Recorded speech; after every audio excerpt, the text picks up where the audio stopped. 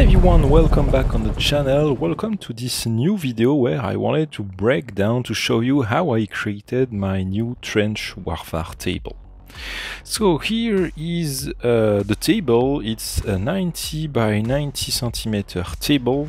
I actually created the table with a friend of mine that created a second 90 by 90, so when we play together we can put the two next to each other and play on a 180 by 90, and I just kept this one for mine. So here, let's have a look at some of the close-up. Here I've placed a bunch of miniature assaulting the trenches. So we have blue 4-4 that is attacking from here, and we have some up 4 set on the other side. So here we have some firing pit. I have 3 firing pits, so one here, one there, one there. Plus on the back here there is a bunker, a log bunker in resin. The sandbags that we can see over here, I will mention that a bit later. They are cast in plaster, plus there is some additional sandbag like those that are from Renadra in resin. And yeah, so here like we have the second firing pit here, we have the third one here. This one is a bit more reinforced with some wood panel. Then we have a few firing emplacements like here that are a bit elevated, so the models can fire from there. There is a second one here. In some area, I'm currently still working on it. I'm adding some barbed wire here from Army Painter. So here that's one step I'm still working on, and I still need to add some grass stuff, but I still wanted to show you the wall table. And here on this side, like I mentioned, here we have the log bunker where I can place like two model firing. And yeah, that's pretty much it. There are some areas that are flat where I didn't put anything, so I can place some scatter terrain like we can see here. This is really just, yeah, I can place some modular pieces, so every mission on the same board will feel a bit different. So here, for example, I have like a more of a wooden and that piece over here, but I can also place like a small village, and if I want just a flat area, like a big no man's land, I can just take that out and just have a really flat area just in front of the trenches. So yeah, now that we had a look at the table fully finished, let's have a look at some of the steps I follow to create that table. And really, that's one of the most easy build, the most easy table I ever created. It took me only 2 days to create the wall table. So yeah, like really super easy. So let's see that in more details now.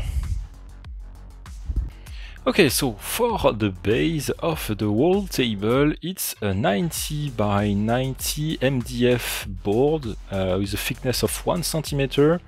Yeah, I could have gone for something a bit less thick, but at least, yeah, nothing will move or shift or bend with the PVA glue I'm going to add to fix the foam onto the MDF board. And yeah, that's what I've used, 90 by 90 centimeter thick, 1 centimeter thick MDF board. On top of that, I've added, like I mentioned, some foam. Problem with the foam panel we have around is that they are 60 centimeter of width, so I had to buy 2 and put them together, and yeah, that was probably one of the most time-consuming part of the creation of the board, just to make sure that when the 2 panels are next to each other, that the width and the length of the wall table fit exactly the 90 by 90 centimeter board. It was quite long because I don't have some fancy hot wire cutter tool to do a proper cut. I'm just using a basic cutter, so it was not a fun step. For the height, for the the height of the foam, I'm using 3 cm. We did first a test with 2 cm, and since at the bottom of the trench we will add some sand, some dirt, it will raise even the miniature a bit more than that, and basically the top of the trench were reaching roughly the hip of the miniature, which was not deep enough for the trench system I wanted to have. I wanted to have something where when the miniature is at the bottom of the trench, was in the trench, I don't want the model to be able to fire outside. So yeah, I went for a 3 cm panel. We also tested with 5 cm, but that was really way too deep. So 3 cm, that's what I have here with a Spectre miniature next to it, just to show the scale. Once we had our 90 by 90 panel of foam, the next step was just with a pen to draw roughly the shape of the trenches, not roughly, to draw the actual shape of the trench we wanted to have. My friend went for a U shape, I went for something a bit more random. On my side, I wanted the trench to feel a bit claustrophobic, and I wanted to have something pretty narrow. So I went for 3 cm width between each wall of the trench. I'm using mostly 2 cm base for most of my model. In a few cases, when I have some model crouching, it doesn't fit, so I'm using 25 millimeters. So in some cases, with all the dirt that accumulate at the bottom, in some cases it's hard now to fit some of those models in the trench. So yeah, just something to be careful if you are trying to do the same kind of build. So once we draw everything with a pen, now with a cutter we started to just cut through the foam and just remove all the inner part of the trench to just have the terrain around. And that was what we have here. We have all the trench. At this stage, when we cut it and remove all the inside of the trench, we put some PVA glue underneath and place that onto the MDF panel and leave it with some heavy stuff, heavy boxes on it, just so it fits well.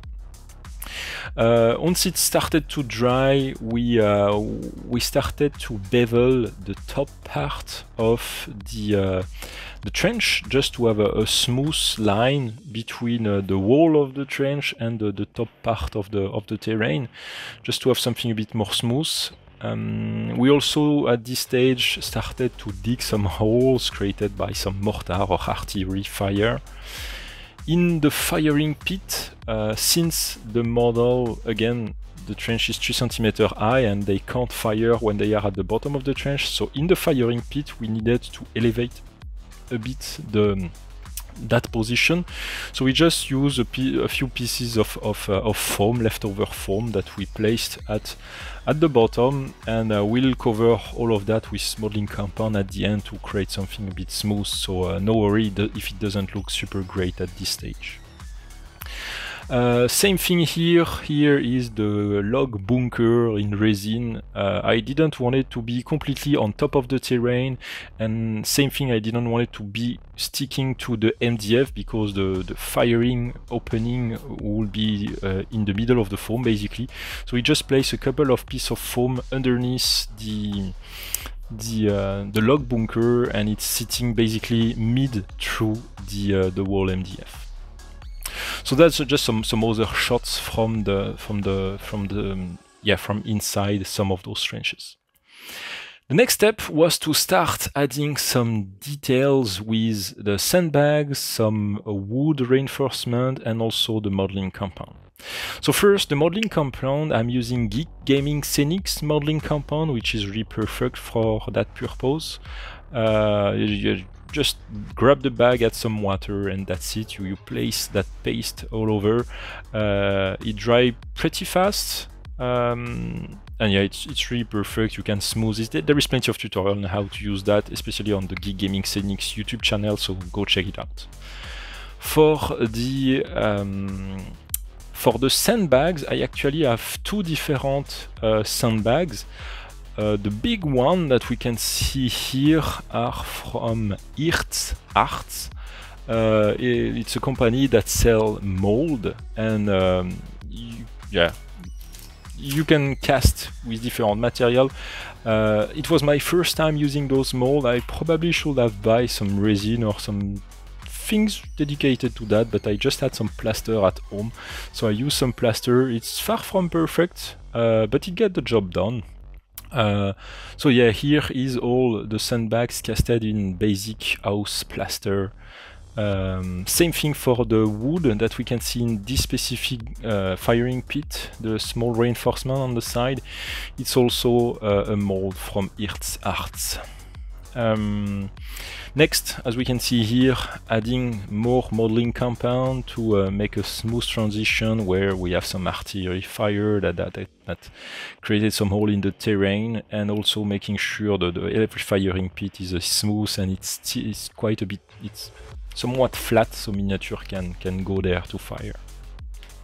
Same thing here, covering the outside of the bunker log just to match and to have a smooth transition between the foam of the terrain and the log. And that's roughly the end of day one, the look at of the build at the end of day one. Everything is stuck in place. We have the trench, we have the firing pit, we have some of the scatter like sandbags, and yeah. Here I was just trying to see if I wanted to have a few bridge here and there with just some basic coffee stirrer. I finally didn't use that, but just an example. And here at this stage I'm just adding more sandbags, and actually those sandbags are from Renadra. They are in plastic or resin, whatever. Yeah, just actually, by the way, all the sandbags, wood, and those Renera sandbags as well, I just prime them white before gluing them onto the terrain. So yeah, everything is primed with a white rattle can and glued on the foam. On the start of day 2, the first step was to add the dirt. So here it's ultra basic. It's a mix of PVA glue, basic sand, and some brown paint. And that's it. I mixed all of that with a lot of PVA glue. There is a lot of PVA glue to really fix and to not see anymore just so it's solid at the end. So I started to create that mixture, and here at this stage I'm starting to apply everything on the terrain. And this is why doing the spray paint of the sandbags and all of that is important, because I just wanted those sandbags to be white. So here I'm covering everything in brown, and at the end I will just add my black wash on top of that, just so the sandbag look nice. And here's a small close-up at one of the bunker where I already applied the black wash on the sandbags, and it started to look pretty nice. The final step now is, yeah, we already at the final, well, almost the final step. Actually, I didn't take a lot of pictures, so yeah, that's basically at the end. It's the vegetation part. So for that we started to add some PVA glue a bit in diverse area, and we started to add the flock. I'm using different kind of flock, foam, sawdust, different colors, just to mix and match so it's not completely uniform. I'm using also some dead leaves, some small dead leaves here and there. So I started to sprinkle everything all around. I first apply some PVA glue so it stick well, but at the end, once I started to add the vegetation all over, I still ended up in a small bottle, mixing some PVA glue and water, and with a spray, just spray all over the board to fix everything in place. And here that's the step where everything is completely wet, soaked in that PVA water mixed, and just leave it to dry for a day or two. And that's pretty much the end of the build. The last step was really just with the same brown paint is to cover the side so we don't see the MDF and the foam. Oh no, actually, yeah, there is one piece with all the wooden piece. All around here I'm using a hot glue pistol. I could have used some basic PVA glue, but I wanted to finish the build quite fast, so I went for that. It's at the end it's as solid as PVA glue. It creates when you place your hot glue on the terrain and you push your piece of wood, it pushes the hot glue and it creates some bubble of paint of hot glue. What I did at the end is just apply, once it was dry, apply a bit of PVA glue and just sparkle a bit of flock, of green flock on top, just so we don't see those at the end. And I probably miss a couple of them. But yeah, I wanted to have the kind of look where the terrain has been shelled by artillery, so there are some broken piece of wood here and there. And actually, so a friend of mine just sent me, show me that there are some dead tree available as STL, so I might come back to that and stick some dead tree that are still standing, but just the brick bottom part. Because here, as you can see here, there is just a falling tree and none are up. So I might again come back to the board and add a few more details. And the stage at the end that I don't also have picture of is to add a few more detail with some barbed wire that we just saw at the beginning. I'm also adding, just to make it look a bit more modern, I'm adding some kind of trash paper journal, I'm basically taking some paper with different color, ripping some really small pieces and gluing them here and there, just so it looks like people have been living in those. And I'm also adding a few more pieces like jerry can, bottle, bags, again just to add a few more details here and there. And that's roughly it. For this build. Hope you like that video. Thank you everyone for watching, and I will see you all for the next one. Bye everyone.